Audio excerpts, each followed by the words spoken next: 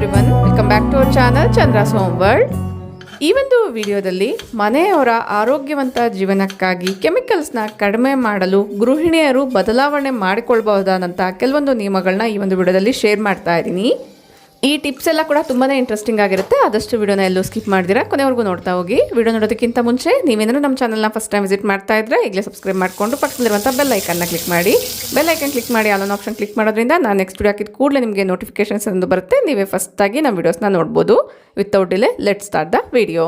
Tip number 1, ತಂಪಾಗಿರುವಂಥ ನೀರನ್ನ ಕುಡಿಯೋದಕ್ಕೋಸ್ಕರ ಫ್ರಿಜ್ಜಲ್ಲಿ ಇಡ್ತಾ ಇರ್ತೀವಿ. ಫ್ರಿಜ್ಜಿನ ನೀರಿಗಿಂತ ಮಣ್ಣಿನ ಮಡಿಕೆಯ ನೀರು ತುಂಬಾ ಶ್ರೇಷ್ಠ. ಸ್ಪೆಷಲಿ ಸಮ್ಮರಲ್ಲಿ ಮಣ್ಣಿನ ಮಡಿಕೆನ ತೊಳಿಬೇಕಾದ್ರೆ ಉಪ್ಪನ್ನ ಯೂಸ್ ಮಾಡಿ ತೊಳಿರಿ. ಸೋಪ್ನ ಯೂಸ್ ಮಾಡೋದಾದ್ರೆ ಸೋಪ್ ಎಲ್ಲ ಕೂಡ ಪಾತ್ರೆಗೆ ಇಟ್ಕೊಂಡು ಮಣ್ಣಿನ ಮಡಿಕೆಗೆ ಇಟ್ಕೊಂಡು ಸೋಪ್ ಸ್ಮೆಲ್ ಎಲ್ಲ ಬರ್ತಾ ಇರುತ್ತೆ. ಹೆಲ್ತ್ ಇಶ್ಯೂಸ್ ಕೂಡ ಆಗೋ ಚಾನ್ಸ್ ಇರುತ್ತೆ.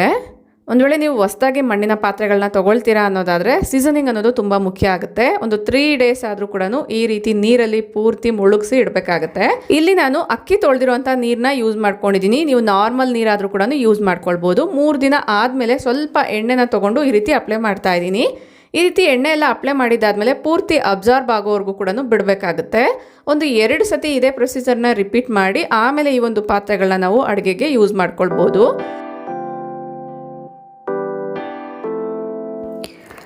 ನಾನಿಲ್ಲಿ ಒಂದನ್ನು ಮೊಸರು ಮಾಡೋಕ್ಕೆ ಯೂಸ್ ಮಾಡ್ತಾ ಇದ್ದೀನಿ. ಇಲ್ಲಿ ಮಿಲ್ಕ್ನ ಬಾಯ್ಲ್ ಮಾಡೋದಕ್ಕೋಸ್ಕರ ಇಡ್ತಾ ಇದ್ದೀನಿ. ಇನ್ನೊಂದನ್ನು ನಾರ್ಮಲ್ ಕಡಾಯಿ ಥರನೇ ಯೂಸ್ ಮಾಡ್ಕೊಳ್ತೀನಿ. ನೀವು ಕೂಡ ಮಣ್ಣಿನ ಪಾತ್ರೆಗಳನ್ನ ಯೂಸ್ ಮಾಡ್ತೀರಾ? ಕಮೆಂಟ್ ಮಾಡಿ ತಿಳಿಸಿ.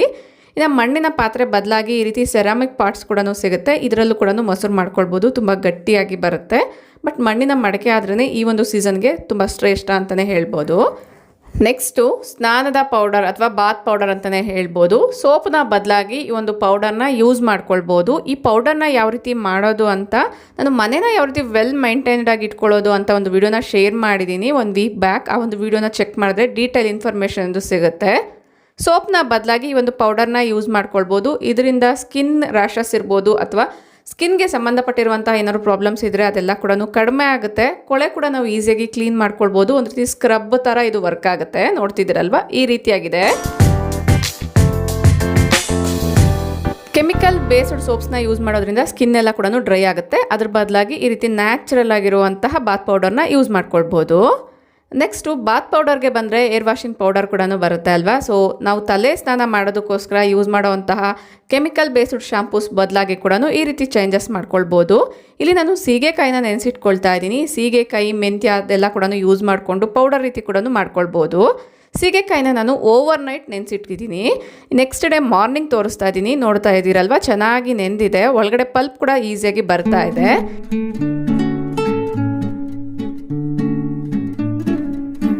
ಈಗ ಇದನ್ನು ಯೂಸ್ ಮಾಡ್ಕೊಳ್ಳೋದಕ್ಕಿಂತ ಮುಂಚೆ ಒಂದು ಪಾತ್ರೆಗೆ ಹಾಕ್ಕೊಂಡು ಸ್ವಲ್ಪ ಎಕ್ಸ್ಟ್ರಾ ನೀರು ಕೂಡ ಸೇರಿಸ್ಕೊಂಡು ಒಂದು 5 ನಿಮಿಷ ಕುದಿಸ್ಕೊಳ್ತೀನಿ. ಆಗ ಸೀಗೆಕಾಯಿ ಇನ್ನೂ ಸಾಫ್ಟ್ ಆಗುತ್ತೆ.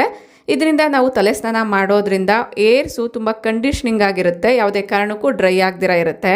ನಾವು ಶಾಂಪೂಸು ಸ್ವಲ್ಪ ಹೆಚ್ಚಿಗೆ ಹಾಕ್ಕೊಂಡ್ರು ಕೂಡ ಬೇಗನೆ ಕೂದಲೆಲ್ಲ ಡ್ರೈ ಆಗ್ತಾ ಇರುತ್ತೆ ಅಲ್ವಾ. ಆ ಪ್ರಾಬ್ಲಮ್ ಬರಬಾರ್ದು ಅನ್ನೋದಾದರೆ ಈ ರೀತಿ ನ್ಯಾಚುರಲ್ ಆಗಿರುವಂಥ ಸೀಗೆಕಾಯಿನ ಯೂಸ್ ಮಾಡ್ಕೊಳ್ಬೋದು. ನೆಕ್ಸ್ಟು ಕುಕ್ವೇರ್ಗೆ ಸಂಬಂಧಪಟ್ಟಂಗೆ ಈಗ ನಿಮ್ಮೆಲ್ಲರಿಗೂ ಗೊತ್ತೇ ಇರ್ಬೋದು, ತುಂಬ ಜನರಿಗೆ ಐರನ್ ಕಂಟೆಂಟ್ ಕಡಿಮೆ ಇದೆ ಅನ್ನೋದ್ರಿಂದ ಸಪ್ಲಿಮೆಂಟ್ಸ್ನ ಯೂಸ್ ಮಾಡ್ತಾ ಇದ್ದೀವಿ. ಸಪ್ಲಿಮೆಂಟ್ಸ್ ಬದಲಾಗಿ ಈ ರೀತಿ ಕ್ಯಾಸ್ಟ್ ಐರನ್ ಕುಕ್ವೇರ್ಸ್ ಇರ್ಬೋದು ಅಥವಾ ನಾರ್ಮಲ್ ಐರನ್ ಕುಕ್ವೇರ್ಸ್ನಲ್ಲಿ ನಾವು ಅಡುಗೆ ಮಾಡಿ ಊಟ ಮಾಡೋದ್ರಿಂದ ಐರನ್ ಕಂಟೆಂಟ್ ಅನ್ನೋದು ನಮ್ಮ ಬಾಡಿಗೆ ಫುಡ್ ಜೊತೆಗೇ ಇನ್ಕ್ಲೂಡ್ ಆಗುತ್ತೆ. ಸಪ್ಲಿಮೆಂಟ್ಸ್ನ ಅವಶ್ಯಕತೆ ಇಲ್ದಿರನೇ. ನೆಕ್ಸ್ಟು ನಾವು ತಗೊಳ್ಳೋ ಅಂತಹ ಆಹಾರ, ಸೊಪ್ಪು, ತರಕಾರಿಗಳು ತುಂಬಾ ಇಂಪಾರ್ಟೆಂಟ್ ಆಗುತ್ತೆ. ಈಗ ತಗೊಳ್ಳೋ ಅಂಥ ಸೊಪ್ಪಂತೂ ಯಾವ ನೀರಲ್ಲಿ ಬೆಳೆದಿದ್ದಾರೆ, ಯಾವ ರೀತಿ ರಾಸಾಯನಿಕಗಳನ್ನ ಯೂಸ್ ಮಾಡಿದ್ದಾರೆ ಅನ್ನೋದು ಗೊತ್ತೇ ಆಗಲ್ಲ. ಸೊ ಅದಕ್ಕೋಸ್ಕರ ನಿಮಗೆ ಟೈಮ್ ಇದ್ದು ಜಾಗ ಇದ್ದರೆ ಪುಟ್ಟದಾಗಿರುವಂಥ ಪಾಟ್ಸಲ್ಲಿ ಕೂಡ ಸೊಪ್ಪುಗಳನ್ನ ಬೆಳ್ಕೊಳ್ಬೋದು. ಒಂದು 2-3 ಸೆಕ್ಷನ್ ರೀತಿ ಇಟ್ಕೊಳ್ಳೋದಾದರೆ ಒಂದು ಸೆಕ್ಷನಲ್ಲಿ ಅಂದರೆ ಒಂದು ಪಾಟಲ್ಲಿರುವಂಥ ಸೊಪ್ಪನ್ನ ಕಟ್ ಮಾಡೋಷ್ಟರಲ್ಲಿ ಇನ್ನೊಂದು ಕಡೆ ಇರೋವಂಥ ಪಾಟಲ್ಲಿ ಸೊಪ್ಪು ಅನ್ನೋದು ಬೆಳೀತಾ ಇರುತ್ತೆ. ಈ ರೀತಿಯಾಗಿ ನೋಡ್ತಾ ಇದ್ದೀರಲ್ವ. ಸೊ ಅಡುಗೆಗೆ ಏನಾದ್ರು ಸೊಪ್ಪನ್ನ ಯೂಸ್ ಮಾಡ್ಕೊಳ್ಬೇಕು ಅನ್ನೋದಾದರೆ ಡೈರೆಕ್ಟಾಗಿ ನಮ್ಮ ಗಾರ್ಡನಲ್ಲಿರುವಂಥ ಸೊಪ್ಪನ್ನ ಹಾರ್ವೆಸ್ಟ್ ಮಾಡ್ಕೊಳ್ಬೋದು.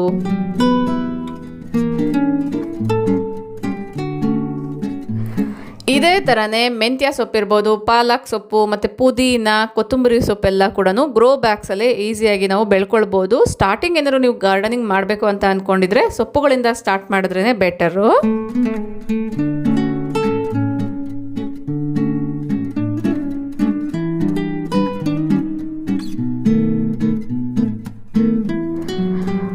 ನಾವೇ ಬೆಳೆದಿರುವಂಥ ಸೊಪ್ಪುಗಳಲ್ಲಿ ಕಳೆ ಅನ್ನೋದು ಕಡಿಮೆ ಇರುತ್ತೆ. ಸೊ ಅದರಿಂದ ಸಿಕ್ಕಿರುವಂಥ ಒಂದು ಅರ್ಧ ಕಟ್ಟು ಸೊಪ್ಪಾದರೂ ಕೂಡ ಹೆಲ್ತಿ ವರ್ಷನಲ್ಲಿ ನಾವು ಯೂಸ್ ಮಾಡ್ಕೊಳ್ಬೋದು.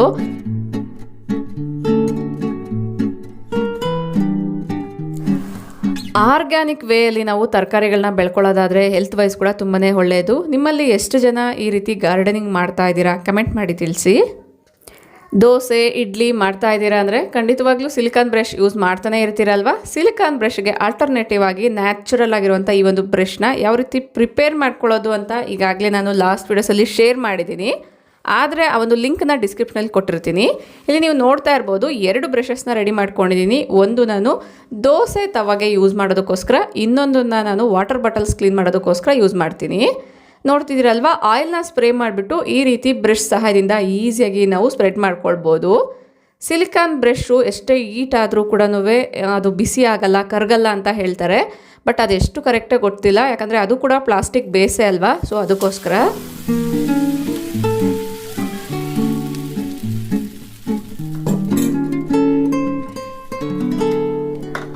ಸೊ ಈ ರೀತಿ ದೋಸೆ ಪಡ್ಡು ಇಡ್ಲಿ ಎಲ್ಲನೂ ಮಾಡಬೇಕಾದ್ರೆ ಎಣ್ಣೆನ ಸ್ಪ್ರೆಡ್ ಮಾಡ್ತಾ ಇರ್ತೀವಿ. ಎಣ್ಣೆನ ಸ್ಪ್ರೆಡ್ ಮಾಡೋದಕ್ಕೋಸ್ಕರ ಸಿಲಿಕಾನ್ ಬ್ರಷ್ ಬದಲಾಗಿ ಈ ರೀತಿ ನ್ಯಾಚುರಲ್ ಆಗಿರುವಂಥ ಬ್ರಷ್ನ ಯೂಸ್ ಮಾಡ್ಕೊಳ್ಬೋದು.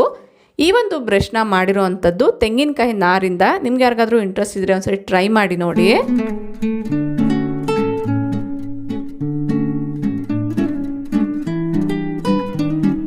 ನೆಕ್ಸ್ಟು ಪ್ರತಿದಿನ ಅಡುಗೆಗೆ ಯೂಸ್ ಮಾಡುವಂತಹ ಈರುಳ್ಳಿ, ಆದಷ್ಟು ಸಾಂಬಾರು ಈರುಳ್ಳಿ ಅಂತ ಏನು ಸಿಗುತ್ತೆ, ಈ ಒಂದು ಈರುಳ್ಳಿ ಕಂಪೇರ್ ಟು ನಾರ್ಮಲ್ ಈರುಳ್ಳಿಗಿಂತ ಹೆಲ್ತ್ಗೆ ತುಂಬಾ ಒಳ್ಳೆಯದು. ಇದರಲ್ಲಿ ಆ್ಯಂಟಿ ಆಕ್ಸಿಡೆಂಟ್ಸ್ ಇರುತ್ತೆ, ವಿಟಮಿನ್ ಸಿ ಇರುತ್ತೆ, B6 ಇರುತ್ತೆ, ತುಂಬ ಮಿನರಲ್ಸ್ ಅನ್ನೋದು ಇರುತ್ತೆ. ಇದರಿಂದ ಇಮ್ಯುನಿಟಿ ಕೂಡ ಇಂಪ್ರೂವ್ ಆಗುತ್ತೆ, ಡೈಜೆಷನ್ನು, ಹಾರ್ಟ್ ಹೆಲ್ತ್ಗೂ ಕೂಡ ಒಳ್ಳೆಯದು. ಒಂದು ವೇಳೆ ನಿಮಗೇನಾದರೂ ಈ ರೀತಿ ಸಾಂಬಾರು ಆನಿಯನ್ಸ್ ಸಿಗುತ್ತೆ ಅನ್ನೋದಾದರೆ ನಾರ್ಮಲ್ ಆನಿಯನ್ಸ್ಗಿಂತ ಇದನ್ನೇ ಯೂಸ್ ಮಾಡ್ಕೊಳ್ಬೋದು.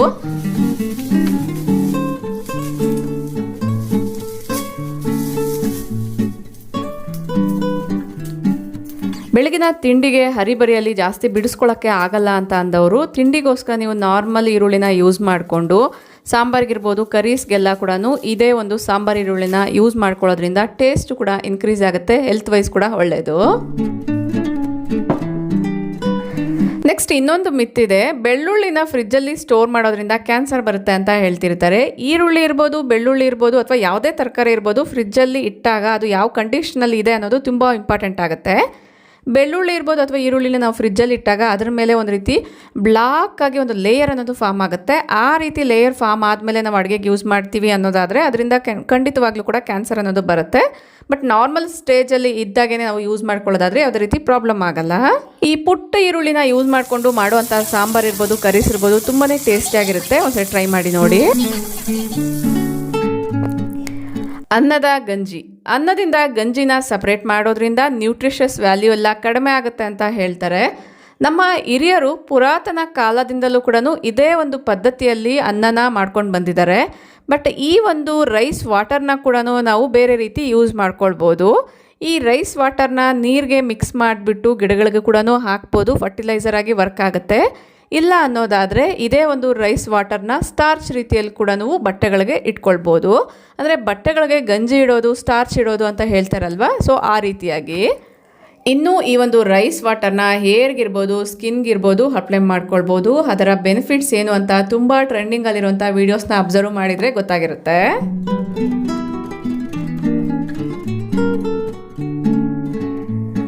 ಅನ್ನದ ಗಂಜಿ ಜೊತೆಗೆ ಸ್ವಲ್ಪ ನೀರನ್ನ ಹಾಕಿ ಚೆನ್ನಾಗಿ ಡಿಸಾಲ್ವ್ ಮಾಡಿಕೊಂಡು ಈ ರೀತಿ ಬಟ್ಟೆಗಳಿಗೆ ನಾನು ಸ್ಟಾರ್ಚ್ನ ಇಡ್ತಾ ಇದ್ದೀನಿ. ಇದರಿಂದ ಬಟ್ಟೆಗಳ ಸ್ಟಿಫ್ನೆಸ್ ಅನ್ನೋದು ಜಾಸ್ತಿ ಆಗುತ್ತೆ.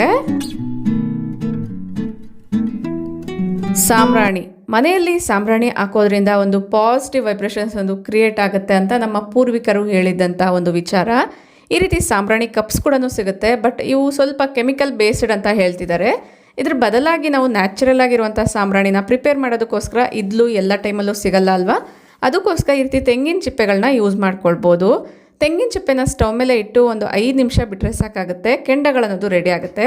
ಕೆಂಡಗಳು ರೆಡಿ ಆದಮೇಲೆ ವಿಡಿಯೋದಲ್ಲಿ ತೋರಿಸ್ದಂಗೆ ಸಾಂಬ್ರಾಣಿ ಪೌಡರ್ನ ಹಾಕ್ಕೊಳ್ಬೇಕಾಗತ್ತೆ. ನಾನು ಸಾಂಬ್ರಾಣಿ ಪೌಡರ್ ಜೊತೆಗೆ ಸ್ವಲ್ಪ ಜವಾದು ಪೌಡರ್ ಕೂಡ ಸೇರಿಸ್ತೀನಿ.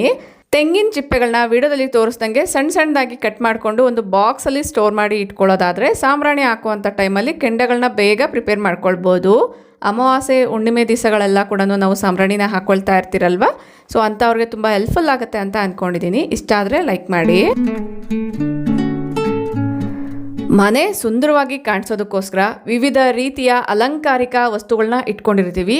ಅದರಿಂದ ನೋಡೋಕ್ಕೆ ಮಾತ್ರನೇ ಚೆನ್ನಾಗಿರುತ್ತೆ, ಹೆಲ್ತ್ಗೂ ಕೂಡ ಒಳ್ಳೆಯದಾಗಬೇಕು ಅನ್ನೋದಾದರೆ ನ್ಯಾಚುರಲ್ ಆಗಿ ಸಿಗುವಂತಹ ಈ ರೀತಿ ಇಂಡೋರ್ ಪ್ಲಾಂಟ್ಸ್ನ ಇಟ್ಕೊಳ್ಬೋದು. ಇಂಡೋರ್ ಪ್ಲಾಂಟ್ಸ್ ಬಗ್ಗೆ ನಾನು ಈಗಾಗಲೇ ಕೆಲವೊಂದು ವೀಡಿಯೋಸ್ನ ಶೇರ್ ಮಾಡಿದ್ದೀನಿ. ನೀವು ಯಾರಾದರೂ ಫಸ್ಟ್ ಟೈಮ್ ನಮ್ಮ ಚಾನಲ್ನ ವಿಸಿಟ್ ಮಾಡ್ತಾ ಇದ್ದರೆ ಒಂದ್ಸರಿ ಚೆಕ್ ಮಾಡಿ. ಮನೆಯ ಒಳಗಡೆ ಈಸಿಯಾಗಿ ಕೆಲವೊಂದು ಗಿಡಗಳನ್ನ ಬೆಳೆಸ್ಕೊಳ್ಬೋದು. ಅದರಿಂದ ಒಂದು ಒಳ್ಳೆ ಪಾಸಿಟಿವ್ ವೈಬ್ರೇಷನ್ ಅದು ಕ್ರಿಯೇಟ್ ಆಗುತ್ತೆ. ಅದ್ರ ಜೊತೆಗೆ ಒಳ್ಳೆ ಆಕ್ಸಿಜನ್ ಕೂಡ ಸಿಗುತ್ತೆ. ಏನಾದರೂ ನಿಮ್ಮ ಮನೆ ಒಳಗಡೆ ಇರುವಂಥ ಗಾಳಿ ಪರಿಶುದ್ಧವಾಗಿ ಇಲ್ಲ ಅನ್ನೋದಾದರೆ ಏರ್ ಪ್ಯೂರಿಫೈಯರ್ ಆಗಿ ಕೂಡ ಗಿಡಗಳು ವರ್ಕ್ ಆಗುತ್ತೆ. ಗಿಡಗಳು ಇಡೋಷ್ಟು ಜಾಗ ಇಲ್ಲ ಅನ್ನೋದಾದರೆ ವಿಡಿಯೋದಲ್ಲಿ ತೋರಿಸ್ದಂಗೆ ಈ ರೀತಿ ನೀವು ಶೆಲ್ಫ್ಸ್ನ ಕೂಡ ಅರೇಂಜ್ ಮಾಡ್ಕೊಳ್ಬೋದು. ಇದರಲ್ಲಿ ಪುಟ್ಟದಾಗಿರುವಂಥ ಇಂಡೋರ್ ಪ್ಲಾಂಟ್ಸ್ನ ಕೂಡ ಬೆಳೆಸ್ಕೊಳ್ಬೋದು. ಹೇರ್ ಕೇರ್ ಒಂದು ದೊಡ್ಡ ಸಬ್ಜೆಕ್ಟ್ ಅಂತಲೇ ಹೇಳ್ಬೋದು. ನವೇಡೇಸ್ ಎಲ್ಲರಿಗೂ ಕೂಡ ಕೂದಲು ಉದುರುವಂಥ ಸಮಸ್ಯೆ ಅಥವಾ ಏನಾದರೂ ಒಂದೊಂದು ಕೂದಲ ಸಮಸ್ಯೆ ಇದ್ದೇ ಇರುತ್ತೆ. ನ್ಯಾಚುರಲ್ ಆಗಿರುವಂಥ ಶಾಂಪೂಸ್ ಇರ್ಬೋದು, ಕಂಡೀಷ್ನರ್ಸ್ ಇರ್ಬೋದು, ಸಿಗೋವಂಥದ್ದು ತುಂಬಾ ಕಡಿಮೆ ಆಗಿದೆ. ಎಲ್ಲರೂ ಕೂಡ ಯೂಸ್ ಮಾಡ್ತಾ ಇರೋವಂಥದ್ದು ಕೆಮಿಕಲ್ ಬೇಸ್ಡೆ. ಅದರಲ್ಲೂ ಕೂಡ ಕೆಲವೊಬ್ಬರು ಮೈಲ್ಡ್ ಆಗಿರುವಂಥ ಕೆಮಿಕಲ್ಸ್ ಇರುವಂಥ ಶಾಂಪೂಸ್ನ ಯೂಸ್ ಮಾಡ್ತಿದ್ದೀವಿ ಅಷ್ಟೇ. ನ್ಯಾಚುರಲ್ ಆಗಿ ಮನೆಯಲ್ಲೇ ಹೇರ್ ಕಂಡೀಷ್ನರ್ನ ಯಾವ ರೀತಿ ಪ್ರಿಪೇರ್ ಮಾಡ್ಕೊಳ್ಬೋದು ಅಂತ ನೋಡೋಣ. ಫಸ್ಟಿಗೆ ನಾನು ದಾಸವಾಳದ ಹೂಗಳನ್ನ ತೊಗೊಂಡು ನೀಟಾಗಿ ಕ್ಲೀನ್ ಮಾಡಿಕೊಂಡು ಅದು ಮುಳುಗುವಷ್ಟು ನೀರನ್ನ ಹಾಕ್ಕೊಂಡು ಚೆನ್ನಾಗಿ ಕುದಿಸ್ಕೊಂಡಿದ್ದೀನಿ. ಅಬ್ಸರ್ವ್ ಮಾಡ್ತಾ ಇದ್ದೀರಲ್ಲ, ಕಲರ್ ಎಲ್ಲ ಕೂಡ ನೀರಲ್ಲಿ ಬಿಟ್ಕೊಂಡಿದೆ. ಅದರ ರಸ ಎಲ್ಲ ಕೂಡ ಪೂರ್ತಿ ರೀತಿ ಹಿಂಡಿ ತೆಗಿತಾ ಇದ್ದೀನಿ. ಇಲ್ಲ ಅನ್ನೋದಾದರೆ ಆ ಹೂಗಳನ್ನ ಕೂಡ ನೀವು ಯೂಸ್ ಮಾಡ್ಕೊಳ್ಬೋದು. ಫಸ್ಟಿಗೆ ನಾವು ಈ ರೀತಿ ಕುದಿಸ್ಕೊಂಡಿರುವಂಥ ನೀರನ್ನ ಸಪ್ರೇಟ್ ಮಾಡ್ಕೊಂಡಿದ್ದ ಆದಮೇಲೆ ಇನ್ನೊಂದು ಕಡೆ ಆಲ್ಮಂಡ್ ಗಮ್ ಅಥವಾ ಗೋಂದ್ ಅಂತ ಸಿಗುತ್ತೆ. ಅದನ್ನ ಒಂದು ಪಾತ್ರೆಯಲ್ಲಿ ಸ್ವಲ್ಪ ನೀರನ್ನ ಹಾಕ್ಕೊಂಡು ನೆನೆಸಿಟ್ಕೊಳ್ಬೇಕಾಗತ್ತೆ. ಓವರ್ನೈಟ್ ನೆನೆಸಿಟ್ರೂ ಕೂಡ ಯಾವುದೇ ರೀತಿ ಪ್ರಾಬ್ಲಮ್ ಆಗಲ್ಲ. ನೋಡಿ, ಈ ರೀತಿ ಜೆಲ್ಲಿ ಕನ್ಸಿಸ್ಟೆನ್ಸಿಯಲ್ಲಿ ಬರುತ್ತೆ ಅಷ್ಟೇ. ಈಗ ನಾವು ಕುದಿಸ್ಕೊಂಡಿರುವಂಥ ನೀರು, ನಾವು ರೆಡಿ ಮಾಡ್ಕೊಂಡಿರುವಂಥ ಆಲ್ಮಂಡ್ ಗಮ್ ಅಥವಾ ಗೋಂದ್ ಏನು ನೆನೆಸಿಟ್ಕೊಂಡಿದ್ದೀವಿ ಅದನ್ನು ಒಂದು ಮಿಕ್ಸಿ ಜಾರಲ್ಲಿ ಹಾಕ್ಕೊಂಡು ನುಣ್ಣಗೆ ಪೇಸ್ಟ್ ಮಾಡ್ಕೊಳ್ಬೇಕಾಗತ್ತೆ. ಇದರಲ್ಲೇ ದಾಸವಾಳದ ಹೂಗಳನ್ನ ಕೂಡ ನಾನು ಹಾಕ್ಕೊಂಡಿದ್ದೀನಿ. ನೋಡ್ತಿದ್ದೀರಲ್ವ, ಈ ಕನ್ಸಿಸ್ಟೆನ್ಸಿಯಲ್ಲಿದೆ. Homemade natural air conditioner ಅನ್ನೋದು ರೆಡಿ ಆಗಿದೆ. ಇದನ್ನು ನಾನು ಬಾಟಲಲ್ಲಿ ಸ್ಟೋರ್ ಮಾಡ್ಕೊಳ್ತೀನಿ. ನಿಮ್ಮ ಹತ್ರ ಗ್ಲಾಸ್ ಕಂಟೈನರ್ಸ್ ಇದ್ದರೆ ಅದರಲ್ಲಿ ಸ್ಟೋರ್ ಮಾಡ್ಕೊಳ್ಬೋದು. ಬಟ್ ನಾನಿಲ್ಲಿ ಪ್ಲಾಸ್ಟಿಕ್ ಸೋಡಾ ಬಾಟಲಲ್ಲಿ ಸ್ಟೋರ್ ಮಾಡ್ಕೊಳ್ತಾ ಇದ್ದೀನಿ. ಇದರ ಥಿಕ್ನೆಸ್ ಸ್ವಲ್ಪ ಜಾಸ್ತಿ ಇರೋದ್ರಿಂದ ನೀವು ಬಾಟಲ್ಗೆ ಟ್ರಾನ್ಸ್ಫರ್ ಮಾಡ್ಕೊಳ್ಬೇಕಾದ್ರೆ ಸ್ವಲ್ಪ ಜಾಸ್ತಿ ಟೈಮ್ ಬೇಕಾಗುತ್ತೆ. ಎಲ್ಲ ಗ್ಲಾಸ್ ಕಂಟೈನರ್ಗೆ ಹಾಕ್ಕೊಳ್ತೀರ ಅನ್ನೋದ್ರೆ ತುಂಬ ಈಸಿ ಆಗುತ್ತೆ.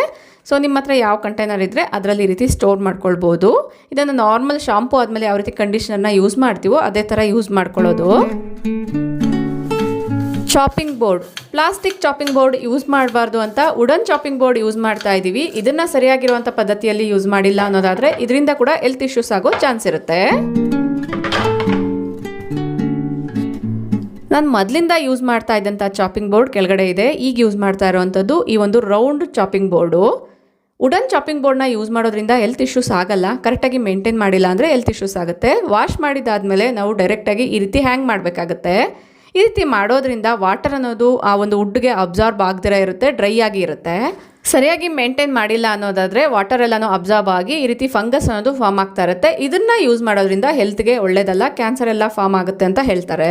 ಕರೆಕ್ಟಾಗಿ ಮೇಂಟೈನ್ ಮಾಡೋದಾದರೆ ವುಡನ್ ಚಾಪಿಂಗ್ ಬೋರ್ಡ್ಸ್ನ ಯೂಸ್ ಮಾಡ್ಬೋದು. ಇಲ್ಲ ಅನ್ನೋದಾದರೆ ಈ ರೀತಿ ಸ್ಟೈನ್ಲೆಸ್ ಸ್ಟೀಲ್ ಚಾಪಿಂಗ್ ಬೋರ್ಡ್ನ ಯೂಸ್ ಮಾಡ್ಬೋದು. ಇದ್ರ ಜೊತೆಗೆ ಈ ಒಂದು ರಾಡ್ ಕೂಡ ಬಂದಿರುತ್ತೆ. ಇದನ್ನು ನಾವು ಚಪಾತಿ ಒಸೆಯೋಕ್ಕೆಲ್ಲ ಯೂಸ್ ಮಾಡ್ಕೊಳ್ಬೋದು. ಚಪಾತಿ ಒಸೆಯೋಕೆ ಕೂಡ ಈ ರೀತಿ ವುಡನ್ದು ಯೂಸ್ ಮಾಡ್ತಿರ್ತೀವಲ್ವ, ಇದರ ಬದಲಾಗಿ ಸ್ಟೈನ್ಲೆಸ್ ಸ್ಟೀಲ್ ರಾಡ್ಸ್ ಕೂಡ ಸಿಗುತ್ತೆ. ಅದನ್ನು ಕೂಡ ಯೂಸ್ ಮಾಡ್ಕೊಳ್ಬೋದು. ಹೀರೆಕಾಯಿ ಬಜ್ಜಿ ಮಾಡೋದಕ್ಕೋಸ್ಕರ ಹೀರೆಕಾಯಿನ ಕಟ್ ಮಾಡ್ಕೊಳ್ತಾ ಇದ್ದೀನಿ. ಇದಕ್ಕೆ ಸಂಬಂಧಪಟ್ಟಿರುವಂಥ ಶಾರ್ಟ್ ವಿಡಿಯೋನ ನಾನು ಲಾಸ್ಟ್ ವಿಡಿಯೋಸಲ್ಲಿ ಶೇರ್ ಮಾಡಿದ್ದೀನಿ. ಇಂಟ್ರೆಸ್ಟ್ ಇರೋರು ಚೆಕ್ ಮಾಡಿ. ತುಂಬ ಕ್ವಿಕ್ಕಾಗಿ ಈಸಿಯಾಗಿ ಮಾಡ್ಕೊಳ್ಬೋದು. Next floor cleaners. ಮನೇನ ಕ್ಲೀನ್ ಮಾಡಬೇಕು ಅಂದರೆ ಫೆನಾಲ್ ಇರ್ಬೋದು, ಡೆಟಾಲ್ ಇರ್ಬೋದು, ಯಾವುದಾದ್ರೂ ಒಂದು ಫ್ಲೋರ್ ಕ್ಲೀನರ್ನ ಯೂಸ್ ಮಾಡಲೇಬೇಕು. ಆಗ ಮಾತ್ರ ನೀಟಾಗಿ ಕ್ಲೀನ್ ಆಗುತ್ತೆ ಅಂತ ಯಾವುದಾದ್ರೂ ಒಂದು ಕೆಮಿಕಲ್ ಬೇಸ್ಡ್ ಲಿಕ್ವಿಡ್ಸ್ನ ಪ್ರತಿನಿತ್ಯ ಯೂಸ್ ಮಾಡ್ತಾ ಇರ್ತೀವಿ. ಅದರ ಬದಲಾಗಿ ನ್ಯಾಚುರಲ್ ಆಗಿ ಮನೆಯಲ್ಲಿ ಅಡುಗೆ ಮನೆಯಲ್ಲಿ ಸಿಗುವಂಥ ವಸ್ತುಗಳಿಂದನೇ ಫ್ಲೋರ್ ಕ್ಲೀನರ್ಸ್ನ ಪ್ರಿಪೇರ್ ಮಾಡ್ಕೊಳ್ಬೋದು. ಈಗಾಗಲೇ ತುಂಬ ವೀಡಿಯೋಸಲ್ಲಿ ನಾನು ಇದ್ರ ಬಗ್ಗೆ ಶೇರ್ ಮಾಡಿದ್ದೀನಿ.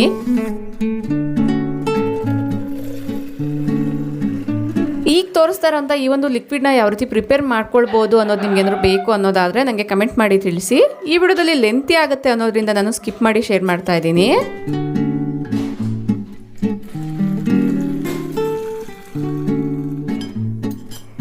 ಈ ಲಿಕ್ವಿಡ್ನ ಅಡುಗೆ ಮನೆಯಲ್ಲಿ ಸಿಗುವಂಥ ನ್ಯಾಚುರಲ್ ವಸ್ತುಗಳಾದಂಥ ಉಪ್ಪು, ಅರಿಶಿನ, ಕರ್ಪೂರದಿಂದ ಮಾಡಿಟ್ಕೊಂಡಿದ್ದೀನಿ.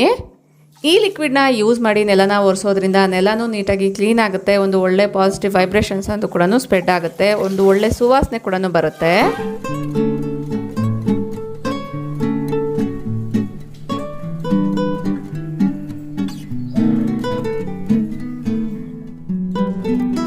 ಇದೇ ಥರನೇ ಮನೆ ಕ್ಲೀನಿಂಗ್ ಪರ್ಪಸ್ಗೋಸ್ಕರ ವೆನಿಗರ್ನ ಯಾವ ರೀತಿ ಯೂಸ್ ಮಾಡ್ಕೊಳ್ಬೋದು ಅಂತ ಲಾಸ್ಟ್ ವಿಡಿಯೋದಲ್ಲಿ ಶೇರ್ ಮಾಡಿದ್ದೀನಿ. ಇಂಟ್ರೆಸ್ಟ್ ಇರೋರು ಚೆಕ್ ಮಾಡಿ. ತುಂಬ ಜನ ಒಂದು ವಿಡಿಯೋನ ಮಿಸ್ ಆಗಿದ್ದೀರಾ ಅಂತ ಅಂದ್ಕೊಳ್ತೀನಿ. ಅಡುಗೆ ಮನೆ ಕ್ಲೀನಿಂಗ್ ಪರ್ಪಸ್ಗಿರ್ಬೋದು ಅಥವಾ ಮನೆಯ ಯಾವುದೇ ಒಂದು ಮೂಲೆಗಳನ್ನ ಕ್ಲೀನ್ ಮಾಡಬೇಕಾದ್ರೂ ಕೂಡ ವೆನಿಗರ್ನ ಈಸಿಯಾಗಿ ನಾವು ಯೂಸ್ ಮಾಡ್ಕೊಳ್ಬೋದು. ಐ ಹೋಪ್ ಈ ಒಂದು ವಿಡಿಯೋ ನಿಮ್ಮೆಲ್ಲರಿಗೂ ಇಷ್ಟ ಆಗಿದೆ ಅಂತ ಅಂದ್ಕೊಳ್ತೀನಿ. ಇಷ್ಟ ಆದರೆ ಈಗಲೇ ಒಂದು ಲೈಕ್ ಮಾಡಿ, ನಿಮ್ಮ ಫ್ರೆಂಡ್ಸ್ ಆ್ಯಂಡ್ ಫ್ಯಾಮಿಲಿ ಜೊತೆಗೂ ಶೇರ್ ಮಾಡಿ. ನಿಮ್ಮ ಅನಿಸಿಕೆ ಅಭಿಪ್ರಾಯಗಳನ್ನ ಕಮೆಂಟಲ್ಲಿ ತಿಳಿಸಿ. Thank you for watching. ನಮಸ್ತೆ.